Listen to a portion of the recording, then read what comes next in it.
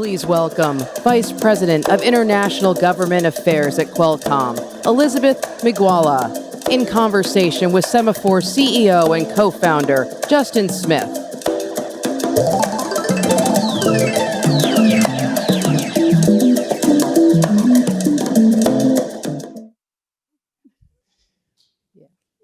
Good morning.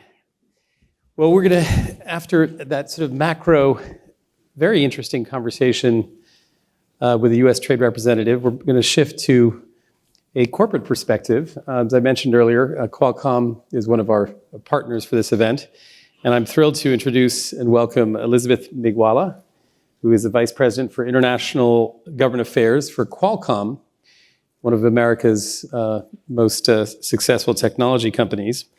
Elizabeth has had a great career in this field, spent several years at the Boeing company before Qualcomm, is based in South Africa. So welcome to the Semafor Africa Summit. Thank you for your partnership. And we would love to just start with just a quick overview of Qualcomm's business across the continent.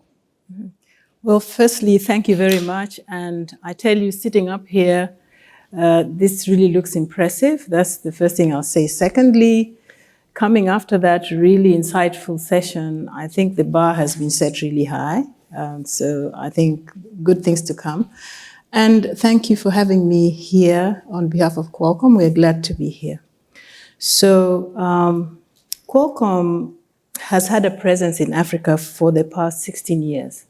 Having set up a regional office in Johannesburg in 2006.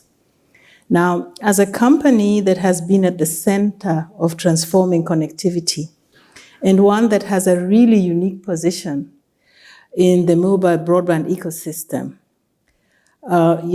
as an inventor, first of all, of breakthrough technologies, but also as an enabler of partners to succeed in mobile broadband. We have, for the last 16 years, been continually engaging government, industry, ICT stakeholders on a variety of policy and regulatory conversations. And all of them, over the last 15 years, have been focused on one thing. How do you create an enabling environment in the various African countries and across the continent for consumers, for users to meaningfully gain the benefits of technologies? And specifically, this has been over the years, third generation mobile technology, fourth generation, and now at the cusp of the fifth generation technology. So that is the main focus we've had over the last 16 years.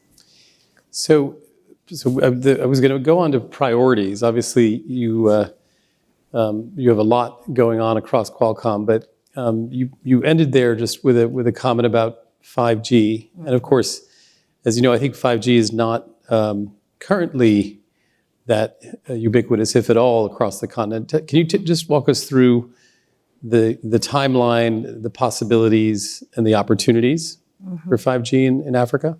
Yes, let me just start by saying that our single priority for 2023 is to get 5G successfully adopted in the continent. And many may wonder and ask, what does that look like? And oftentimes when technologists talk, we tend to go into our technology speak. But let me just say that until and unless normal users, citizens on the African continent can benefit from those potential capabilities of this generation of mobile, we cannot say that we have succeeded. So picture a 5G adoption as a loop that doesn't close until everybody on the continent can use it to do life, okay? Not technology for technology's sake, but technology as a tool to learn, a tool to trade, a tool to gain government services. All the activities that need to take place to make that happen are activities that require stakeholders. So it is sufficient to say that it starts at international level. That's why this conversation is good. At international level. It goes to continental level, where the international requirements or provisions are tailor-made for Africa use.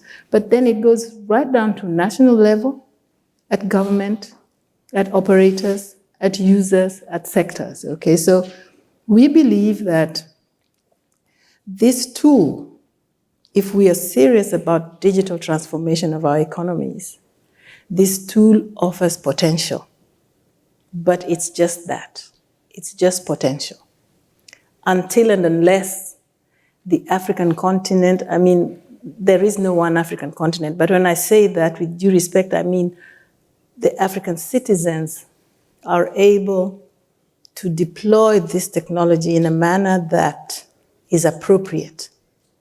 Only then can we say that we've been successful. So that is my sole focus for 2023. And what is Qualcomm's view on the timeline for 5G across Africa?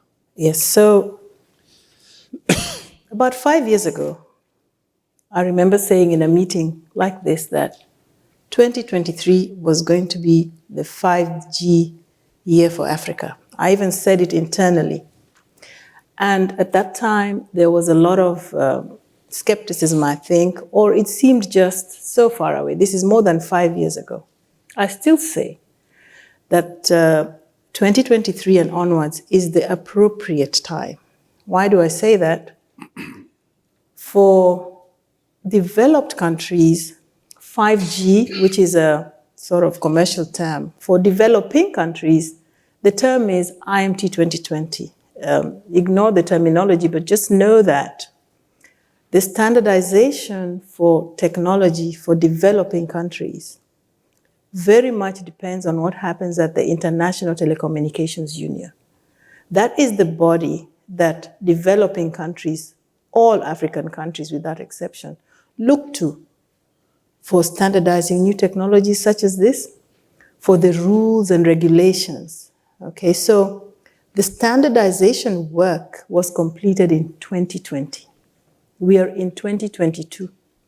This is a technology that should see us through the decade to 2030. So the timing is right because the standardization at global level is barely 2 years ago, but also our countries are developing those rules and regulations now. And thirdly, if there have been any lessons to be learned by the front and forerunners that adopted 5G, those are the lessons that we want to learn. If there have been mistakes, we have opportunity to skip over them. So it is happening, it will happen, it is happening, it is the right time. But it's going to take engagement on the ground to make it appropriate for the African countries. Thank you. And so just one last question as we, as the time closes here. So you're in Washington this week. I think you're going to be making some announcements coming up? Yes, absolutely. And you know, what a pleasure. So like I just spoke, as we move into the era where we say everything is going to be connected, everything and everybody will be connected. That is the truth. That is what we are doing.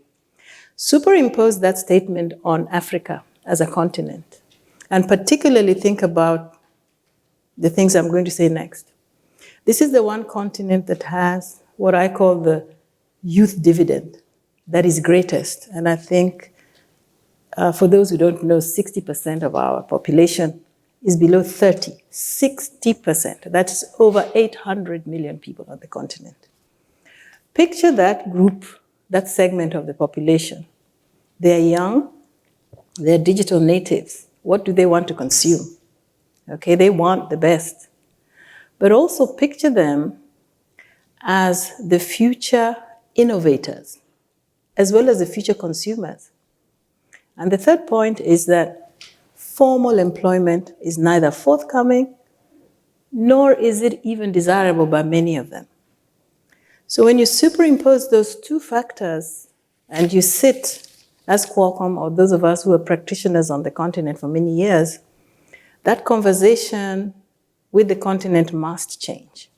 And so for Qualcomm, we have taken the view that over and above our policy engagement, which continues and must continue, we are introducing what we're calling an innovation pillar. Okay, so what we're going to announce is a program we are calling the Qualcomm Innovation Program. And I just want to look at my notes. It comprises 4 activities. Okay, the first one is Qualcomm Make in Africa. It's brand new. I'm not even sure that I'm allowed to talk about it yet, but it's Qualcomm Make in Africa Startup Program. This is an equity-free mentorship program that we want to use to identify promising early-stage startups who are keen on applying advanced connectivity processing technologies to innovate end-to-end systems. The stuff we do, but that we want the African youth to do for themselves. It also has a Qualcomm University Relations Program, simply where we bolster research and educational capabilities in select African universities, research labs, and students. And this is not new. Qualcomm has done this in other regions. What's new is we think this is a good time to see how it works out in African universities. It also has a Qualcomm Wireless Academy, a training arm, as well as Qualcomm Wireless Reach, our corporate responsibility program. Now, with this package of activities, we believe that if there are innovators in Africa and startups in Africa that are going to be the next thing, we want to find them. And we think this is the time that we should launch such a program. So as I look at you, remember this is a partnership. I guess that there may be like-minded partners among yourselves who would work with us on this. And let's find innovators in Africa. Let's expose them to technologies and let them create the next best thing for our continent. Well, thank you very much. Please join me in thanking Elizabeth Migwalla from Qualcomm. Thank you.